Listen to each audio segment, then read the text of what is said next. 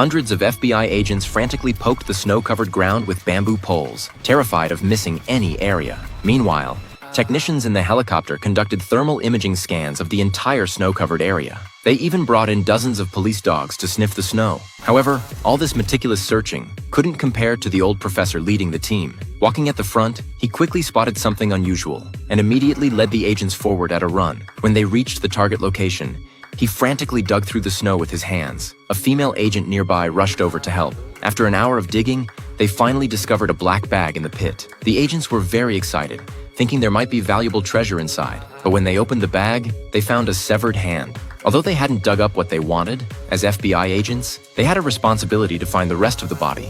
So that night, they conducted another carpet search of the snow-covered area.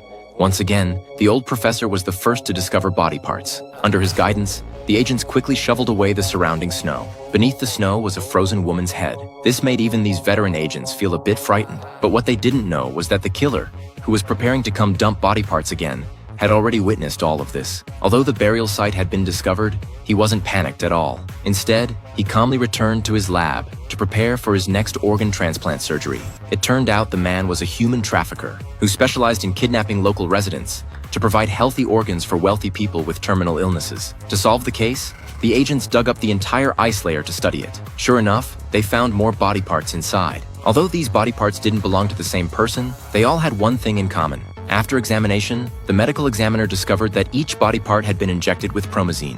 Only the town's largest private hospital sold this drug. Sure enough, that day the agent staking out the hospital encountered the criminal who had just picked up his medication. Faced with police investigation, the man tried his best to stay calm. If they opened his medicine case to inspect it, he would definitely be finished. At the same time, an accident occurred at the man's lab. After delivering food to the victim, the doctor forgot to lock the cell door. So while he was performing surgery, the woman quietly crawled out of the cage. Since the front entrance had armed guards, she could only escape through the dog hole. She thought that once she crawled through this long, narrow dog hole, she'd be safe. What she didn't expect was that a vicious hunting dog was waiting for her outside.